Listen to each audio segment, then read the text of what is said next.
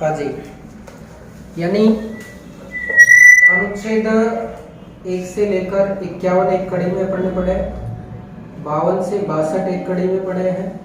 आज बात कर रहे हैं अपन 63 से और 71 तक। 72 73 पहले राष्ट्रपति की बात कर ही चुके हैं अपन।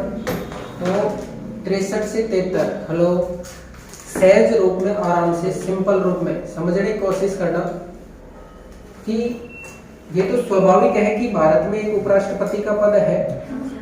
उपराष्ट्रपति पद का उल्लेख जहां से शुरू करेंगे वो पद ही होगा शुरू में, जैसे राष्ट्रपति में भी किया, राज्यपाल में भी किया, तो यहाँ भी उपराष्ट्रपति का एक पद होगा, यानी भारत में एक उपराष्ट्रपति होगा। अनुच्छेद 63। अब सिंपल सी बात है कि राष्ट्रपति का जो कार्य है, राष्ट्रपति का पद 52 में है, उपराष्ट्रपति का कार्य, जो राष्ट्रपति का कार्य है वो 53 में है। राष्ट्रपति का कार्य किसमें? 53। कार्यपालक शक्तियां। तो उपराष्ट्रपति का क्या कार्य होगा? उपराष्ट्रपति का भारत में वैसे कोई कार्य नहीं है, उपराष्ट्रपति का कोई कार्य नहीं है। तो उपराष्ट्रपति का कार्य क्या बताया कि जब राष्ट्रपति नहीं होगा तो राष्ट्रपति के कृत्यों का क्या करेगा? निर्वहन करेगा। लेकिन यहाँ क्या कहा है? राज्यसभा का पदेन सभापति भी होता है।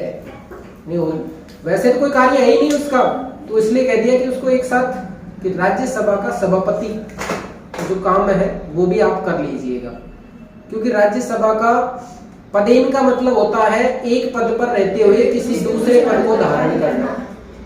तो 63 में उपराष्ट्रपति का पद, 64 में क्या है? वो पदेन सभापति होना, 65 में क्या है? वो राष्ट्रपति के कृत्यों का निर्वहन करेगा। केवल क्या लिखा है? राष्ट्रपति के कृत्यों का निर्वहन करेगा। कब? जब राष्ट्रपति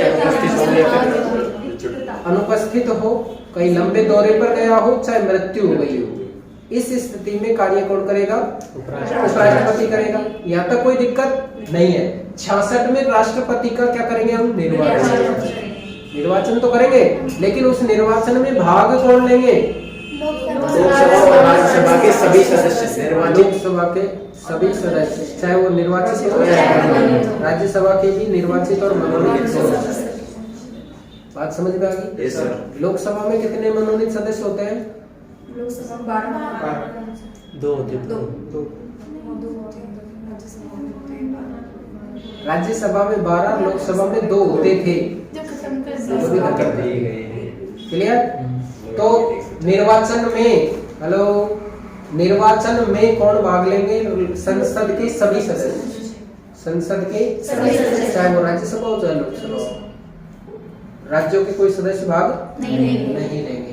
उसके बाद में लिखा है 67 में कार्यकाल की उपराष्ट्रपति का कार्यकाल कितना होता है? 5 वर्ष। उपराष्ट्रपति राज्यसभा का पदेन सभापति होता है, सदस्य नहीं होता, लेकिन सदस्य बनने की योग्यता रखता है। लेकिन वहां राज्यसभा के सदस्यों का कार्यकाल 6 वर्ष होता है, लेकिन उसके अध्यक्ष का कार्यकाल 5 वर्ष है। ये बात याद रखने की है। अनुच्छेद 68 में लिखा है क्या कि इस स्थिति में, जैसे यहाँ लिखा है ना अनुच्छेद 62 में, कि राष्ट्रपति का पद समाप्त, कार्यकाल पूरा होने से पहले चुनाव हो जाना चाहिए।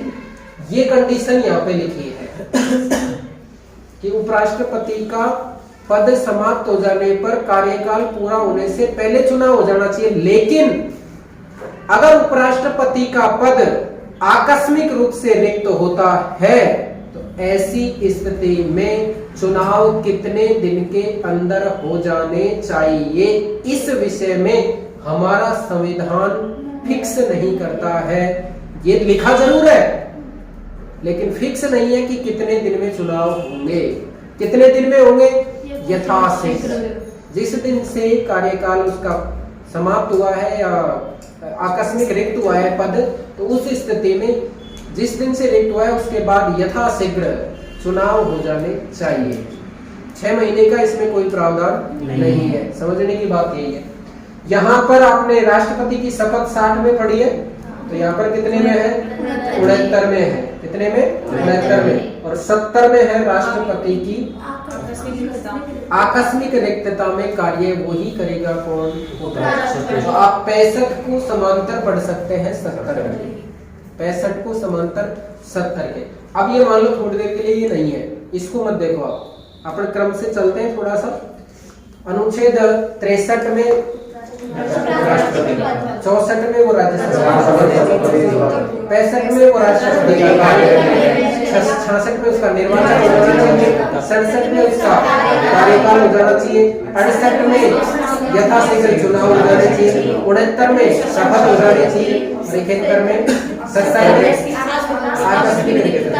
71 में ये लिखा है कि उपराष्ट्रपति और राष्ट्रपति के चुनाव में अगर किसी प्रकार का कोई विवाद होता है तो उसका निर्णय सुप्रीम कोर्ट करेगा। क्लियर? 70, 71, 72, 73 सब हो गए। 74, 75, 76, 77, 78 पहले पढ़ चुके हैं, 79, 80, 81 तक पढ़ चुके हैं। अब आपको 81 तक अनुच्छेद याद होने चाहिए, एक कड़ी में एक साथ। कभी भी लिया जा सकता है आपका इंटरव्यू।